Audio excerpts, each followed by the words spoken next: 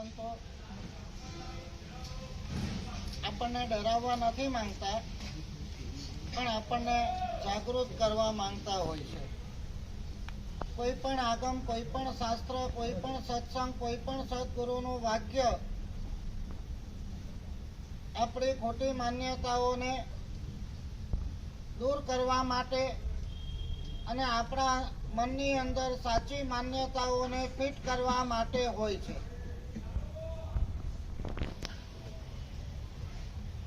અનંતકાળની આપણી માન્યતાઓ ગલત છે, આપણું વર્તન પણ ગલત છે, આપણો જોક અને ઇન્ક્લાઇનેશન પણ ગલત છે. ભલે આપણે ગમે તેટલા ભણેલા હોઈએ, ગમે તેટલા સમજદાર હોઈએ, ગમે તેટલા શિક્ષિત હોઈએ, સમય આવે ત્યારે ખબર પડે છે કે આપણે આ મહારાજાના દબાણની અંદર કેટલા આવી જઈએ છીએ. અને જ્યારે નિમિત્તોમાં આપણે ઢસડાઈ પડીએ છીએ ત્યારે આપણી બધી ધાર્મિકતા અને સંસ્કારિતા સાઈડ ઉપર રહી જાય છે. એક વાર કરી લઈએ, પછી નહીં કરીએ. આ એક વારનો ક્યારેય અંત આવતો નથી. આપણે ગઈકાલની ચિંતન ધારામાં આગળ વધીએ તો ખબર પડે, જીવ કોઈ પણ હોય, ગતિ કોઈ પણ હોય, ખોડિયું કોઈ પણ હોય, યોની કોઈ પણ હોય, સૂક્ષ્મ હોય કે બાદર હોય, ત્રસ હોય કે સ્થાવર હોય, અભણ હોય કે ભણેલા હોય, અંદરની એક વૃત્તિ આપણે જો બધાની પોસ્ટમોર્ટમ કરવામાં આવે, એક જ વસ્તુનો ખ્યાલ આવે. તત્વાદ સૂત્ર જે કહે છે, સુખ લીપ્સુ દુઃખત્વિત યામ યામ કરોતિ ચેષ્ટામ તામ તામ દુઃખમ આપનોતિ. સુખ માટેની ચેષ્ટાઓ કરે અને આ ચેષ્ટાઓ દ્વારા વધારે ને વધારે દુઃખ ઊભું કરતા જાય. આપણે બહુ સાહસિક છીએ. સાહસિક એટલા માટે કે શાસ્ત્રકાર એમ કે છે કે સંસારો દુઃખ એવું દુઃખ ફલો દુઃખાનું બંધો. કોઈ પણ બાજુથી સંસારને જોઈએ તો દુઃખ રૂપ છે, દુઃખ ફલક છે અને દુઃખાનુબંધી છે. સંસારનો એક અંશ પણ સુખમય નથી. જીવની થોડી પુણ્યથી આભાસિક સુખનો અનુભવ થોડો થઈ જાય, એટલા માત્રથી આપણું જીવન કે આપણો સંસાર સુખી છે એવું માની લેવાની જરૂર નથી. કારણ કે એક વાક્ય તમે ધ્યાનમાં રાખો, જેનો અંત ખરાબ એનું બધું ખરાબ. સમજાય કે નહીં?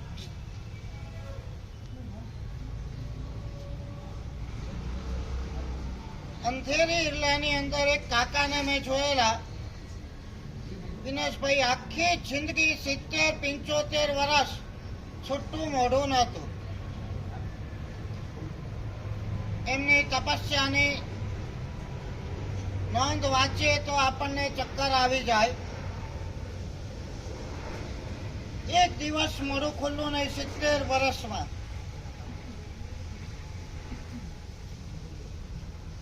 જીવોના કર્મો વિચિત્ર છે, સમય સંજોગ વિચિત્ર છે, ભવિતવ્યતા વિચિત્ર છે. કઈ ટાઈમે આપણા વિચારમાં પલટા આવે કહી શકાય નહીં. કઈ ટાઈમે આપણા કર્મોમાં પલટા આવે કહી શકાય નહીં. કઈ ટાઈમે આપણા વિચારોમાં પલટા આવે કહી શકાય નહીં.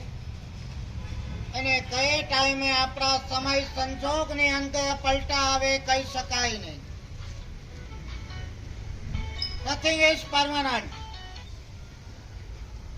નથિંગ.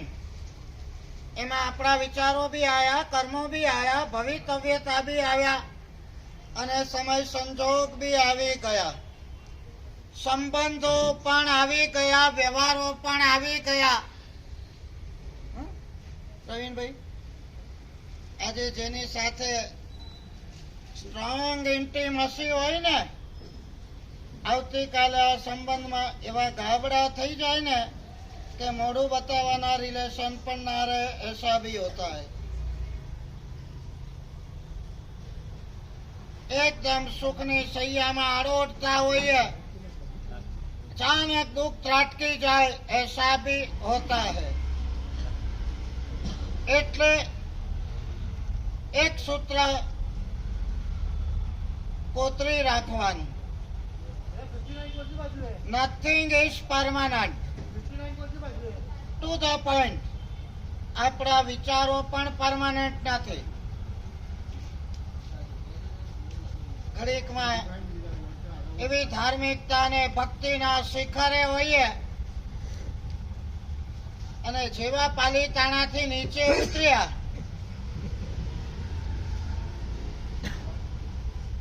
મોબાઈલ આપણા હાથમાં જ છે, મુઠ્ઠીમાં.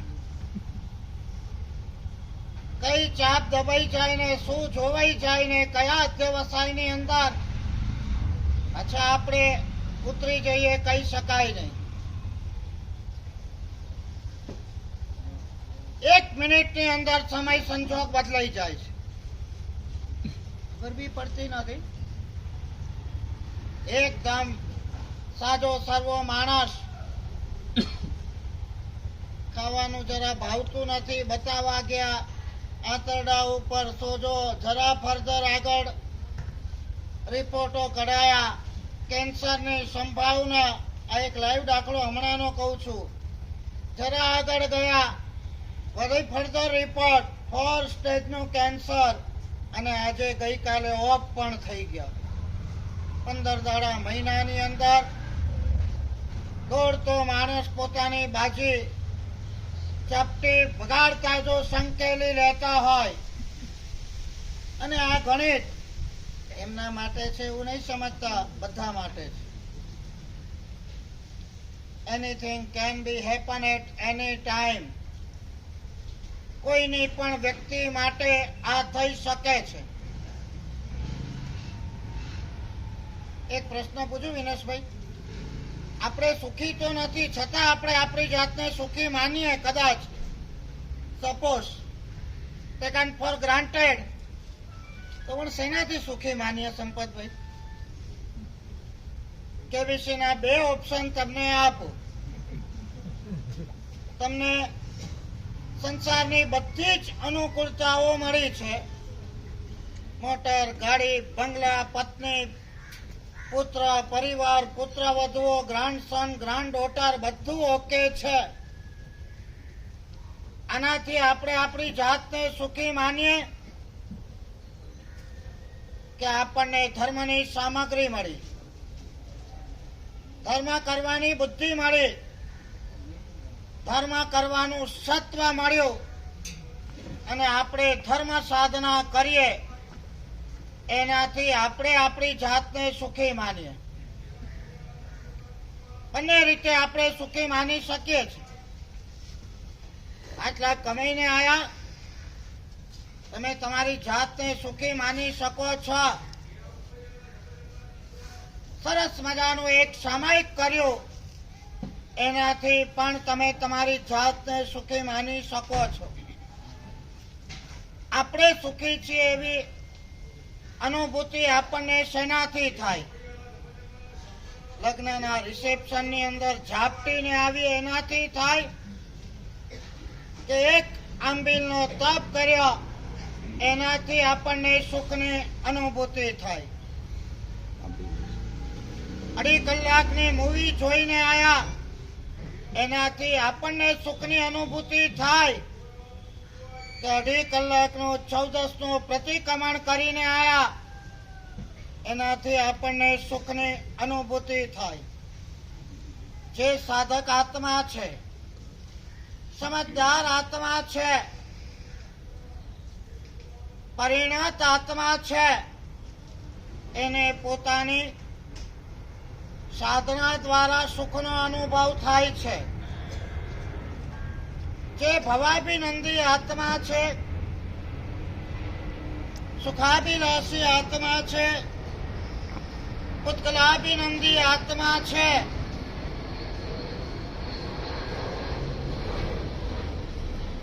પૂજાના કપડા બી ડિઝાઇનેબલ હશે ને તો એને જોઈને રાજી થશે.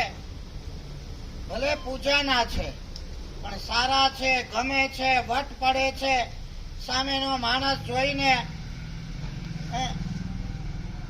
આ પૂતગલાભિનંદીપણું છે. સમજાશે નહીં તમને? એક મુપત્તિની અંદર જો દોરો હોય ને અમને રાગ થઈ જાય ને અમે મરી જઈએ.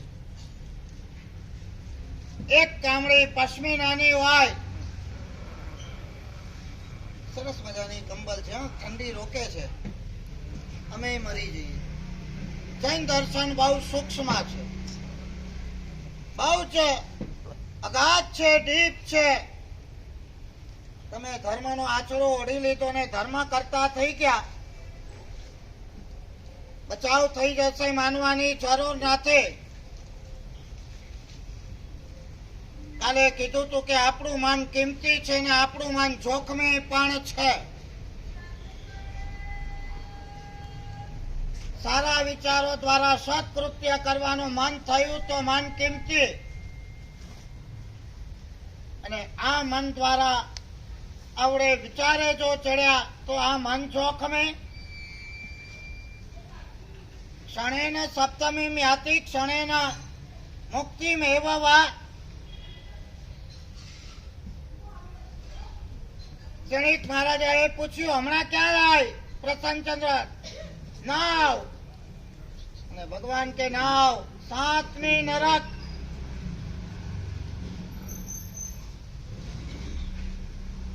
ગણિત મહારાજા એમ કરે છે.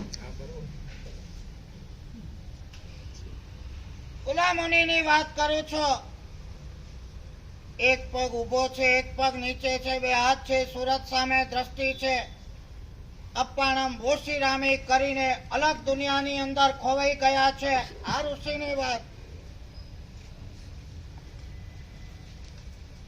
આપણું મન કેવું માકડું છે. સૈનિક મહારાજાને બી એકવાર વિચાર આવી ગયો હશે, ભગવાનની કઈ ગલત ફહેમી થતી લાગે છે.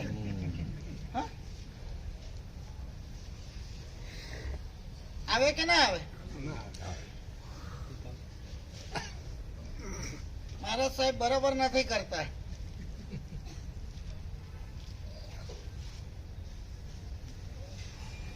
કાં તો હું બરાબર બોલ્યો ના હોય ને કાં તો પરમાત્માએ બરાબર સાંભળ્યું ના હોય.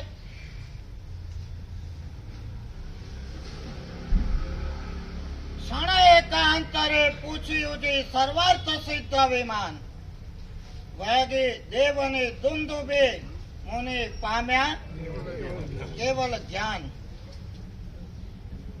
આ એક એક્ઝામ્પલ આપણા મનની ચંચળતા, આપણા મનની પરાવર્તનશીલતા, આપણા મનની એક્યુટનેસ ખબર છે ને? એકદમ તીવ્રતા, અસરકારકતા, ઇફેક્ટિવનેસ. એ તો ઇન્સ્ટન્ટ રીતે હમણાં સાતમી નરક ને હમણાં મોક્ષ. ઓલો સડન સાતમી નરક દુઃખનું શિખર, એનાથી આગળ કોઈ દુઃખ નથી. મોક્ષ બોલો હવે. સુખનું શિખર, એનાથી આગળ કોઈ સુખ નથી. આ મનની કરાવત, આ મનની ચંચલતા, આ મનની ચાલબાજી, આ મનની એક્યુટનેસ ઘડીકમાં આ શિખરે અને ઘડીકમાં આ શિખરે.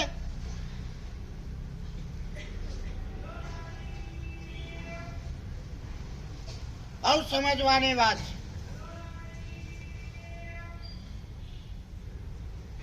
આ ભાઈ કાકા 70 વર્ષ સુધી મોઢું છૂટું નથી રાખ્યું, પણ છેલ્લે અમે હાજર હતા સંપૂર્ણ જાગૃત હતા, હોસ્પિટલાઇઝ હતા, અને રાતના 12 વાગે ને 2 વાગે કે મને ખાવા આપો, બીજી વાત નહીં. પરિણામો ક્યારે બદલાય છે કહી શકાતું નથી. બિલીવ ઓર નોટ, છોકરાના છોકરાએ જોયું છે એમનું જીવન.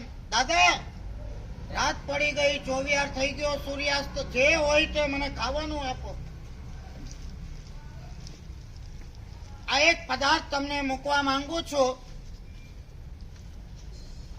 પ્રવીણભાઈ, ધ્યાનથી સાંભળો. જેનો અંત ખરાબ એનું બધું ખરાબ. હવે છેલ્લે ખાવ ને લેસ્યા થઈ. આગળ જેટલી બી સાધના તપસ્યા કરી હતી, ભલે કદાચ એનું ફળ મળવાનું હશે ત્યારે મળશે, પણ અત્યારે તો આપણે એમ કહી શકીએ બધું પાણી. મૂવી જોવા તમે જાઓ છો, તમને ખબર છે છેલ્લે વિલન હારે ને હીરો ગમે તેટલો વિલન ઊંચો નીચો થતો એન્ડ તો આ જ છે. આખી જિંદગી આપણે સ્વસ્થ અને મસ્ત રહ્યા હોઈએ. હમણાં જેમ કીધું એ દાખલો, 40-45 વર્ષની ઉંમરમાં કેન્સરના કીટાણુઓ જ્યાં ઘૂસી જાય, 10 દિવસની અંદર 15 કિલો વજન उतरी जाए. देखते हो कि नहीं दाखिले संसार में रोज बरोज की दुनिया में कोई असर नहीं. उनको हुआ है ना, अपने को क्या, अपना पुण्य तो तेज है, हमें तो कुछ होने वाला ही नहीं है.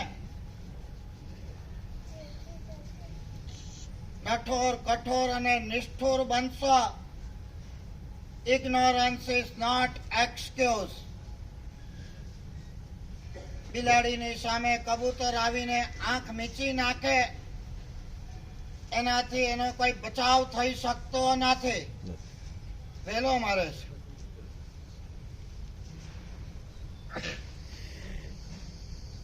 આખી જિંદગી પણ છેલ્લે રોગ આવી ગયો, કોરોના આવી ગયો, કેન્સર આવી ગયો, એક્સિડન્ટ થઈ ગયો, ફૂરચે ઉડી ગયા. એ વખતે એમ થાય આખી જિંદગી ભલે સ્વસ્થતા રહી, અંત ખરાબ એનો બધું જ ખરાબ. આખી જિંદગી ધર્મ સાધના કરી, છેલ્લે અસમાધિમાં રહ્યા. બહુ અઘરું છે. એક મહારાજ સાહેબ હતા મારી સામે, હું એમની સેવામાં હતો. છેલ્લી ઉંમર હતી, છેલ્લો ટાઈમ હતો. બસ હવે ઘડીઓ ગણાતી હતી. 50-55 વર્ષનો દીક્ષા પર્યાય હતો. साधु को भी ऐसा होता है कि તમે વિચાર નહીં કરતા, અંતે તો હમ ભી મનુષ્ય है. માણસના પોતાના અધ્યવસાય ઉપર આધાર, ભલે અપ ટુ અસ. છેલ્લી સમય હતી ને મેં જ પૂછ્યું કે महाराज साहब आपकी अंतिम इच्छा क्या है? मैंने के 3 बेटे को जल्दी यहाँ बुलाओ, बहुओं को बुलाओ. अध्यवसाय, समझदार, कुछ नहीं, अपाणम वोशी रामी. પણ આપણને એમ થાય કે છેલ્લે પણ સંસાર છોડ્યા પછી પણ છોકરાને વહુઓના મનમાં રહ્યા. બોલાવો ભાઈ, ક્યાં એ સબ? એમ થાય કે અંત ખરાબ. આગલી સાધનાનું શું ભાઈ? આના ઉપરથી હું એક ચિંતન કહેવા માંગુ છું તમને. સંસારમાં ભલે તમે કદાચ કરોડો અબજો રૂપિયા ભેગા કર્યા હશે, સંસારની અંદર કદાચ મોટા સત્તાના સ્થાનો પણ તમે પ્રાપ્ત કર્યા હશે, સંસારની અંદર સુખના શિખરો પણ તમે ભલે કદાચ પ્રાપ્ત કર્યા હશે, સંસારની અંદર સમાજના માન પાનના સ્થાનો પણ કદાચ તમે પ્રાપ્ત કર્યા હશે. પણ એક વાત યાદ રાખજો, ભગવાનનું શાશ્વત વાક્ય છે, આ સંસાર દુઃખરૂપ છે, દુઃખ ફલક છે અને દુઃખાનું બંધી છે.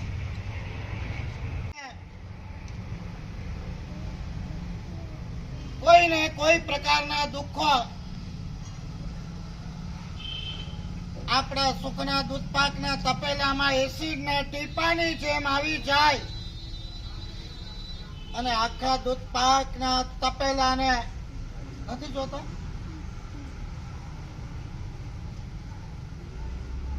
બાપ જીવતો હોય ને 35 વર્ષનો છોકરો એક્સિડન્ટમાં ફૂરચામાં ઉડે, નથી જોતા.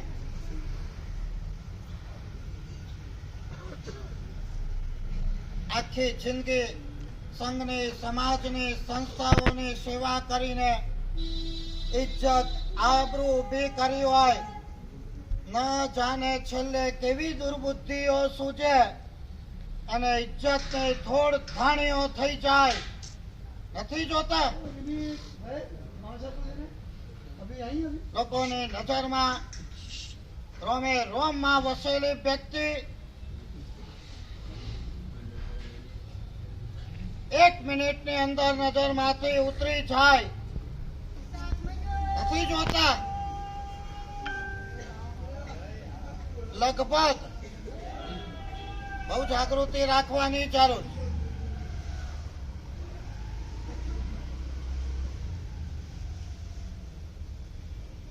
સંપતજી, આપણે જ આપણા જજ બનવાનું છે. આપણે આપણી જાતને શેનાથી સુખી માનીએ છીએ એ આપણે જ નક્કી કરવાનું.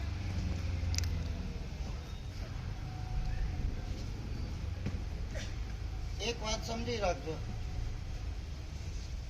માણસ ક્યારે પણ કોઈ ઘટનાથી દુઃખી થતો નથી, પણ ઘટનાના કરેલા અર્થઘટનથી દુઃખી થાય છે. શેનાથી મહેશભાઈ? અર્થઘટન.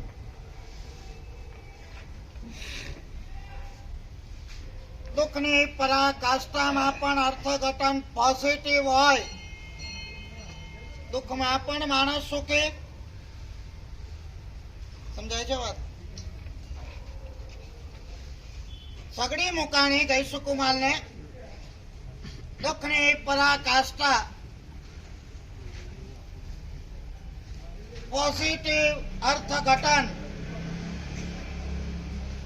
શું પોઝિટિવ? એ સસરો સાચો સકો રે આપે મુક્તિની પાક, એને અવસર ચૂકું નહીં ટાળું કર્મ વિપાક.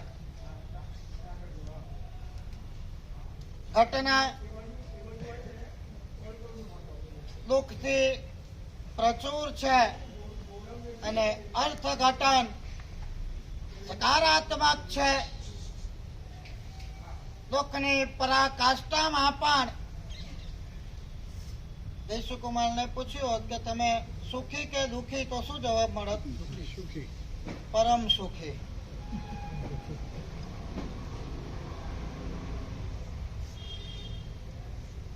કર્મોના કચ્છર ઘાણ નીકળતા હોય ને મુક્તિની નિકટતા થતી હોય ત્યારે જે સુખની અનુભૂતિ છે, જી નહીં પાયા તી નહીં छिपाया, કહેવાનો વિષય નથી. સમજદારીનો અભાવ સારા સંયોગોમાં પણ નેગેટિવ અર્થઘટનના કારણે આપણને દુઃખી રાખે છે. કઈ દાખલા તમે જોઈ લો. અરણિકા પુત્રને વાધર વીંટાળી, જયસુકુમાલને માથે સગડી મુકાણી, ખંદક સોરીની જીવતે જીવતા ચામડી ઉતરી, બીજા ખંદક સોરીના 500 શિષ્યો જીવતે જીવતા ઘાણીમાં પીલાયા. અરણિકા પુત્ર આચાર્યને ભાલા છાતીમાં ઘોચાયા એ બધા જ સાધકો બાહ્ય ઘટનાની દ્રષ્ટિએ દુઃખીમાં દુઃખી હતા, પણ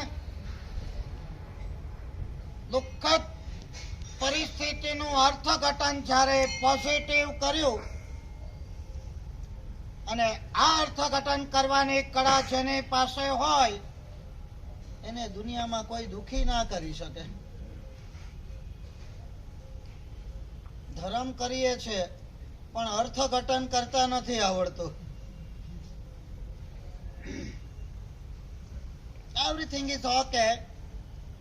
મારા કર્મ, મારી ભવિતવ્યતા, મારા નસીબ, let go, let forget, keep mum, રાખો આ બધા એથિક્સ. સંઘર્ષ થાય, ઝઘડા થાય, સંકલેશ થાય, વાતમાં કોઈ માલ નથી. થઈ જાવ નાના બાપના, કઈ તમારું બગડતું નથી. નહીં, હમ ક્યો ઝૂકે ભાઈ, અમે કેમ જવા દઈએ? અહંકારની ઊભી થયેલી આ દિવાલ બે સગા ભાઈઓ વચ્ચે, પતિ પત્નીઓ વચ્ચે પણ કેવું ઊભું કરે છે? ના થાય તમારે અબોલા થાય કે નહીં? પતિ પત્ની ના શેમાંથી થાય? આટલી નાની વસ્તુમાં ને આજે મંગાયું, તમે લાયા નહીં, 4 દી બોલવાનું બંધ, વાત પૂરી. અહંકાર નથી તો શું છે? કઈ વાંધો નહીં, તમારી અનુકૂળતા નહીં હોય તો તમે નહીં લાયા, કોઈ ચિંતા ના કરો. પોઝિટિવ અર્થઘટન.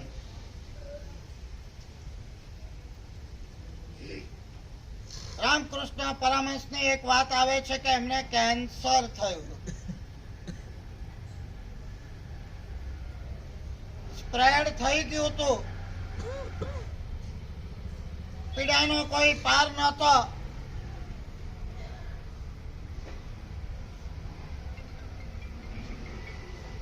તમે ક્યાં છો, તમારું શરીર ક્યાં છે એનું મહત્વ નથી, તમારું મન ક્યાં છે ને તમારી સમજદારી ક્યાં છે એનું મહત્વ છે.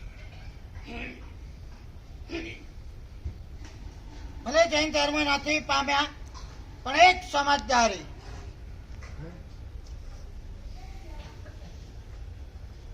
તમને બહુ જ જીવન જીવવાની ટિપ્સો આપું છું. ઊંચા નીચા ન થાવ ભાઈ. પાતળા પુણ્ય ઊંચા નીચા થવા જેવું નથી. આપણા દોષો એટલા બધા છે અને એટલા સ્ટ્રોંગ છે કે હમણાં ચૂરે ચૂરા ઉડી જાય. આ તો જીવીએ છે ને બોનસના દિવસોને આશ્ચર્ય છે. Down to earth, let go છે એ ઘણું છે. નમી જાઓ. બીજી વાત આ હશે, આપણામાં છે શું? આ વાત આવશે ને તમે એકદમ ડાઉન ટુ. મારા જેવો કોણ? ઘણા માણસો જાણે હું જ બધું છું, મને જ બધી ખબર પડે છે, હું જ ભગવાન છું, બધાને સલાહ આપવાની, બીજામાં દોષ જ દેખાય, બીજા કરે જાણે ખોટું જ કરે છે, એમાંથી પાણીમાંથી પોરા જ કાઢવાના, સલાહો આપે જ રાખવાની, જાણે પોતે જ ગ્રેટ છે અને મહાન છે. દુઃખી થવાના બધા રસ્તા જ. મિત્રએ જ્યારે રામકૃષ્ણને પૂછ્યું કે ભાઈ કેન્સરની આવી ઘોર પીડાની અંદર આઈ હોય થતી હશે, લપકારા મારતા હશે, પીડા થતી હશે, વ્યથા થતી હશે. અશક્ય નથી હો ભાઈ. માઇન્ડને તમે એકવાર ડાયવર્ટ કરી નાખો, નથિંગ ઇમ્પોસિબલ.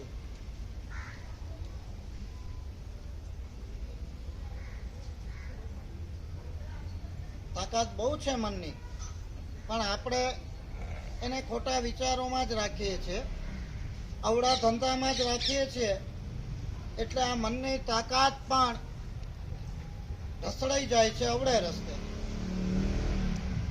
સાધકો આ જ મનથી કાર્ય સિદ્ધિ કરે છે, ધ્યાન દ્વારા, જાપ દ્વારા, સંકલ્પ દ્વારા.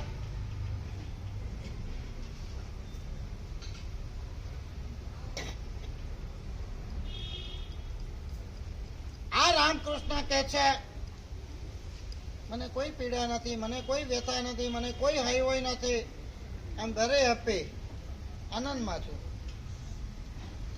આપણે આનંદમાં છીએ તોય આનંદમાં નથી. કેન્સરમાં પણ આનંદમાં છે.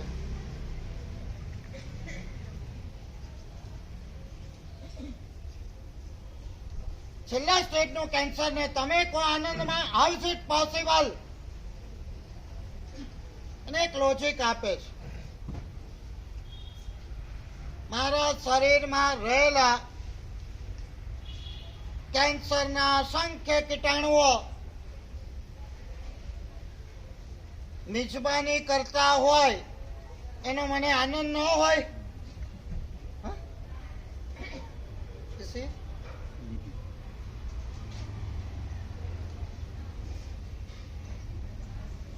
તમારો દીકરો અમેરિકા સેટલ થઈ ગયો હોય, 5 વર્ષ થયા હોય, અને તમને કોઈ પૂછે, ભાઈ છોકરા વહુઓ ગ્રાન્ડસન બધા ત્યાં 5-5, 6-6 વર્ષથી છે, તમને એના વીરાનું દુઃખ તો હોય ને? હોય તો તમે કહેશો એ ત્યાં સુખી છે ને એને જોઈને આપણે સુખી છીએ. કોક નાખો શું કહો? એના સુખે આપણે સુખી, તો ઓલા કીડાના સુખે આપણે સુખી કે નહીં?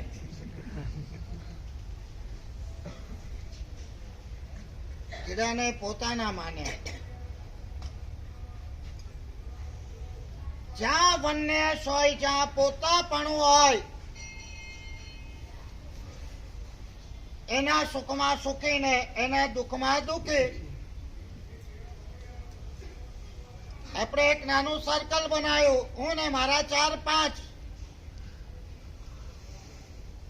રામકૃષ્ણએ આખા વિશ્વને પોતાનું સર્કલ બનાવેલું. અને આ કેન્સરના કીડાને પણ પોતાના માનેલા, પોતાના સર્કલમાં રાખેલા, અને એ સુખી થાય એનો આનંદ મને કેમ ના હોય ભાઈ?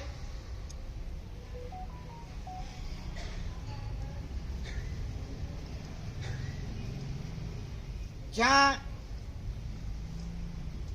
સકારાત્મક વિચારધારા છે, જ્યાં સકારાત્મક અર્થઘટન છે,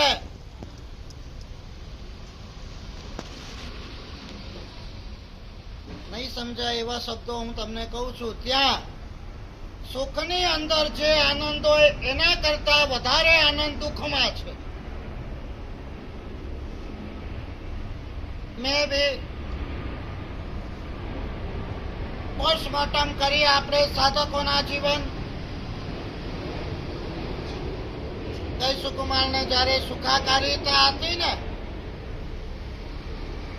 ત્યારે જે આનંદ નહોતો એના કરતા અનેક ગણો આનંદ સગડી મુકાઈ ત્યારે હતો. શું કહું છું? બેસે તમારા મગજમાં કઈ આનંદ કહું છું, દુઃખ નથી કહેતો. કારણ કે આપણી નજર બહારની છે, બહારનું જોવા વાળી છે. એટલે બહારની સગડી, બહારના કોલસા, બહારની આગ, બહારનું બળતું શરીર આપણને દેખાય છે. પેનિટ્રેટિંગ વિઝન જેને કહેવાય, અંદરનું ઘૂસી જાય, અંદરનું વિઝન. હા ભાઈ, એની અંદર શું છે એ તો જુઓ. આપણી પાસે એ વિઝન નથી ભાઈ. અંદર તો બહાર ભલે ને અંગારાથી શરીર બળતું હોય, પણ અંદર તો અપ્રતિમ સુખના સાગરો હિલોળા મારે છે. ક્યાં દેખાય છે આપણને? બિચારા ભાઈ સુકુમાર બળીને ખાક થઈ ગયા, બિચારા લાગે આપણી દ્રષ્ટિએ. બિચારા એમના અંતરમાં ઘોંઘવાતા હજારો સ્વયંભૂર્મણ સમુદ્ર કરતા પણ અનેક ગણા આનંદના ઘોંઘવાટા ભરતીઓ આપણને દેખાતી તો નથી, પણ આપણી કલ્પનામાં પણ નથી. કેમ કે દુઃખની અંદર આવા સુખની અનુભૂતિનો અંશ આપણે અંશ પણ અનુભવ્યો નથી.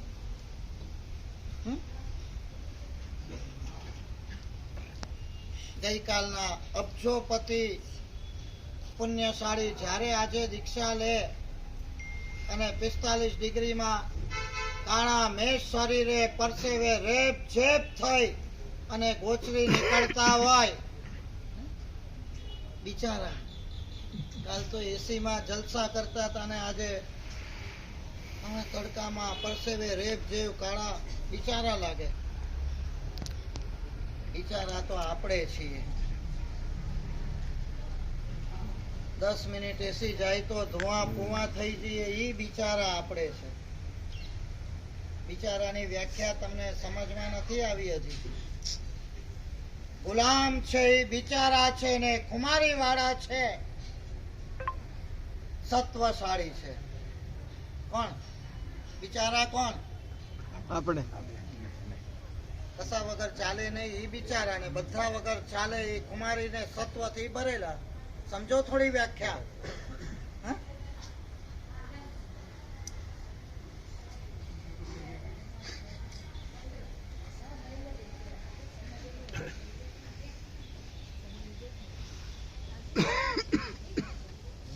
સારા મુદ્દાઓ આજે મગજમાં ભરીને લઈ જાઓ. ઘટનાઓ મહત્વની નથી, અર્થઘટન મહત્વનું છે.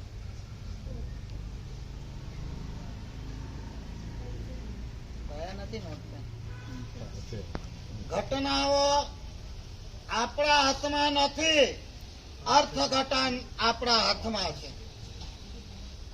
સમજ્યા વાત? મારું ચાલે તો હું અમેરિકાનો પ્રેસિડેન્ટ બની જાઉં.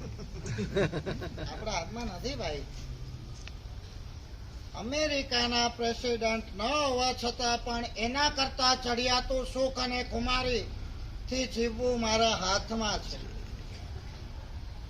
ખરું કે નહીં? સંયોગો આપણા હાથમાં નથી, સંયોગોમાં સેટ થવું આપણા હાથમાં છે.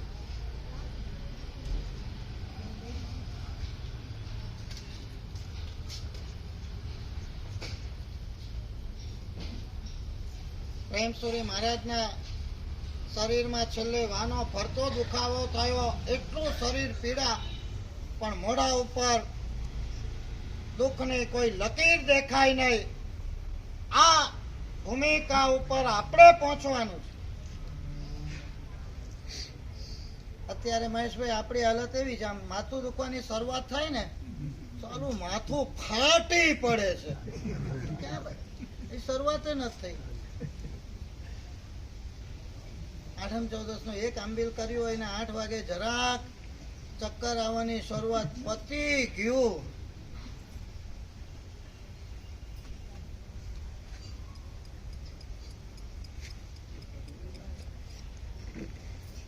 માનસિક વિચિત્રતા એવી છે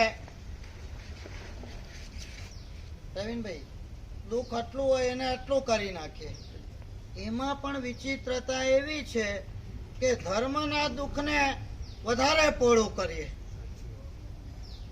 સંસારમાં દુઃખ આવે ને, હવે આવે ભાઈ, સંસાર છે, દુઃખ તો આવે જ ને. બધું એક છે,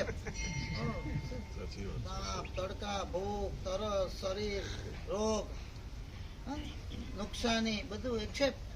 એમાં કોઈ ફરિયાદ નહીં, કોઈ કમ્પ્લેન નહીં, નથિંગ. ધર્મમાં જરાક આવ્યું એટલે કાગનો વાગ.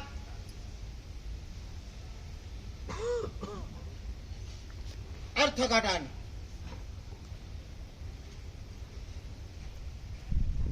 અમારા ગુરુદેવ હેમચંદ્ર સુરીશ્વરજી મહારાજા છેલ્લા 2.5 વર્ષ કેન્સર રહ્યું.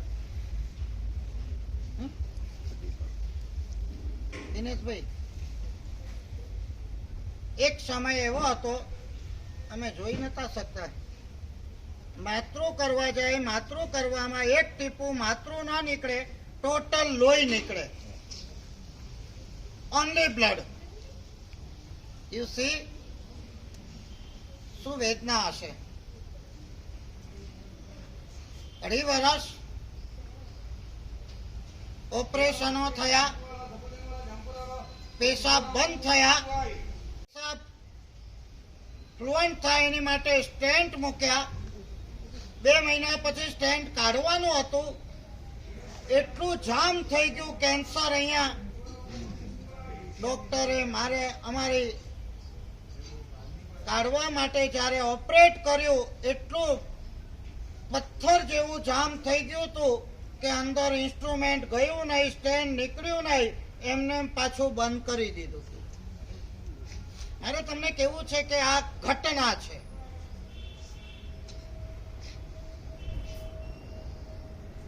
એક સેકન્ડ રહી શકાય નહીં. મત ભગવાન કાલે આપતું હોય તો આજે, ને આજે આપતું હોય તો આવી જાય. આ સહન નથી થતું. આ ઘડીમાં આ ઓઘાની સાક્ષીએ કહું છું, ગુરુ મહારાજના મોઢા ઉપર ક્યારે પણ દીનતા, અપ્રસન્નતા, વ્યથા, વેદના કે હાય હોય એનું ટીપું પણ જોયું નથી. આજ કાળમાં જયસુકુમારની વાત કરીએ, મહેતારજની વાત કરીએ, એ તો મહાવીર ભગવાન કાલની વાત હે.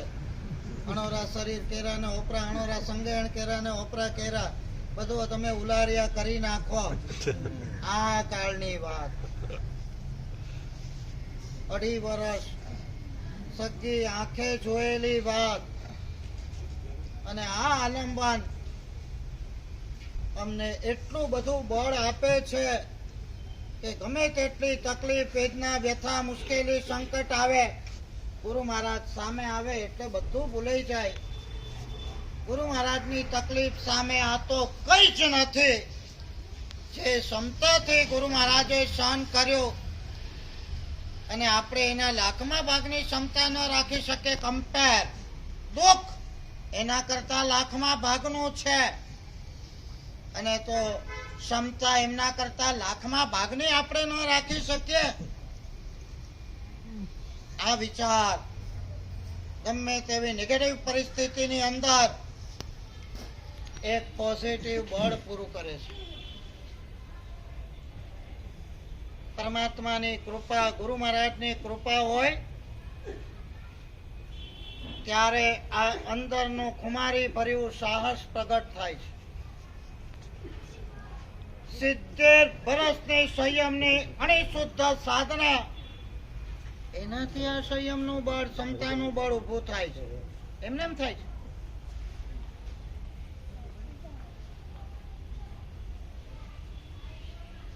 કેમ ધજા ચડે છે પરમાત્માની? કેમ ચડે છે? આપણી તો ચડતી નથી ને, ચડે તો ઉતરતા, બોલો બોલો તો ખરા, વારે લાગતી નથી. કેમ કે આપણી ધજા થોડા ઘણા પુણ્યથી ચડે છે, ને પુણ્ય સાફ થતા ધજા ઉતરતા વાર નથી લાગતી. હજારો કિસ્સાઓ આપણી સામે છે.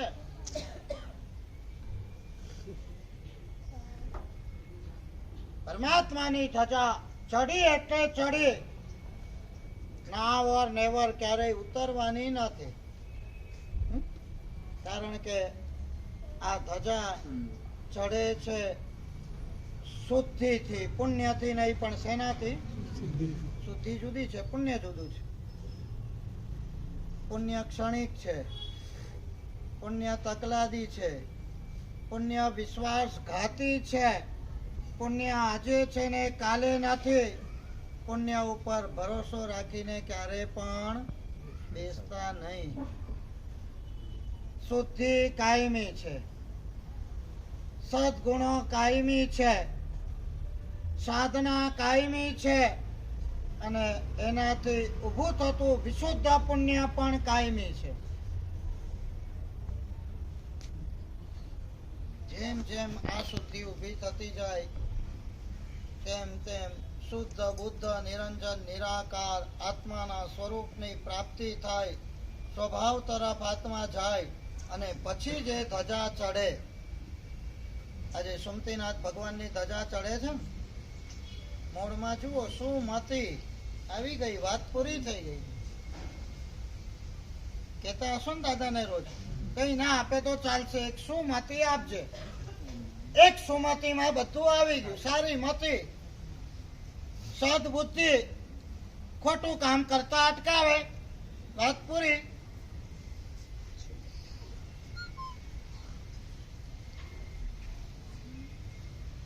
એક ઠેકાણે વાંચેલું કે સારું કામ, ભગવાનની આજ્ઞા મુજબનું કામ કરવાનો પડકાર માત્ર 5% છે, અને ખોટા કામથી અટકવાનો ભગવાનને આ ના પાડી છે માટે ન કરવું, આવું નિવૃત્તિઆત્મક પડકાર એને ઝીલવાનો 95% પડકાર છે. સમજ્યા નહીં હો તમે વાત, ઘરે જઈને સમજજો. કરવા જેવું કરવું એમાં 5% સાહસ જોઈએ, અને છોડવા જેવું છોડવું એમાં 95% સાહસ જોઈએ. અને આપણી કુમતી એવી છે કે જે ન કરવા જેવું છે, છોડવા જેવું છે, એ આપણને છોડવા નથી દેતી. માટે ભગવાનને કહીએ છે દિવસાત કિરીટ તેજી તાંગરી, ભગવાન સુમતિ સ્વામી તનવત્વ ભીમતાની વાત. એક સદબુદ્ધિ આવે. કુમારપાળ મહારાજા યુદ્ધમાં ગયા હતા.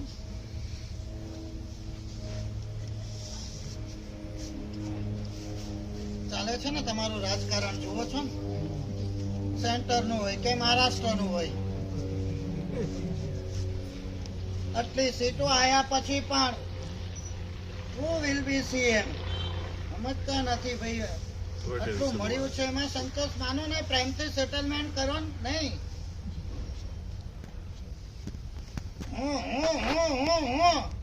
મારાથી કોઈ આટલું પદ પણ આગળ જવું ના જોઈએ. આજ રાજકારણની ખટપટો, વિશ્વાસઘાતીપણું, ટાંગ ખેંચાઈપણું એ વખતે પણ હતું. ત્યારે 900 વર્ષ પહેલા કુમારપાળ મહારાજા યુદ્ધમાં ગયા, ખબર ના પડી, આખું સૈન્ય સામે વાળા દુશ્મને ફોડી નાખ્યું. ટોટલ 100%. એક વફાદાર સેનાપતિ હતો, એને ગંધ આવી ગઈ, ખબર પડી કયું સૈન્ય કામથી. સામ દામ દંડ ભેદ રાજકારણ આવી જા ભાઈ.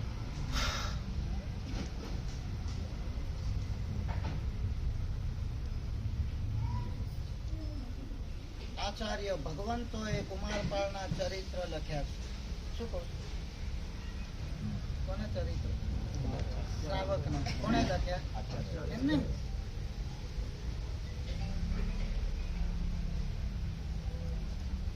જૈન શાસન માટે કરેલા કામ અને અંદરના જે સત્વ, સેનાપતિ કાનમાં કહે છે કુમારપાળને, પતી ગયું ગયા કામથી, આખું સૈન્ય ફૂટી ગયું.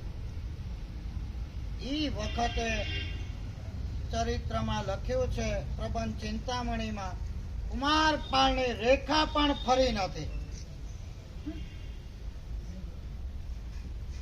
કાઉન્ટર ક્વેશ્ચન કરે છે સેનાપતિને, ભલે બધા ગયા તો ગયા, તું સાચું કહી દે, તું મારે પક્ષે છે કે તું ફૂટી ગયો છે?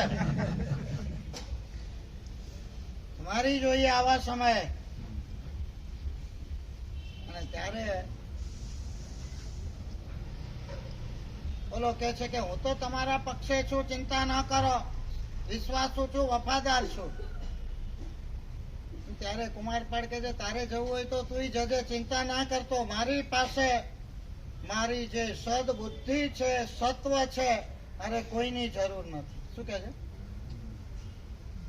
આપણી પાસે પણ આ સુમતીનાથ ભગવાનના પ્રતાપથી જો એક સદબુદ્ધિ મળી જાય ને, આપણે બીજા કશાની જરૂર નથી. પ્રવચનના આખા મુદ્દા એ છે, સંસાર આખો દુઃખમય છે, જેનો અંત ખરાબ એનો બધું ખરાબ. અને ત્રીજો મુદ્દો, ઘટનાઓ ક્યારે પણ આપણને દુઃખી કરી શકતી નથી. ઘટનાથી ઊભી થયેલા અર્થઘટનો એ જ આપણને સુખી દુઃખી કરી શકે છે. કષ્ટમય ઘટના હોય, દુઃખદ ઘટના પણ પોઝિટિવ અર્થઘટન આપણને સુખી રાખે છે.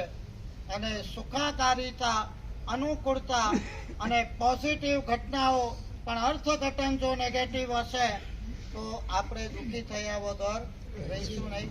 આ મુદ્દાને ફિટ કરી સરસ મજાનું જીવન જીવવાનો, પ્રસન્નતાપૂર્વક જીવન જીવવાનો પ્રયાસ કરો. એ જ અંતરની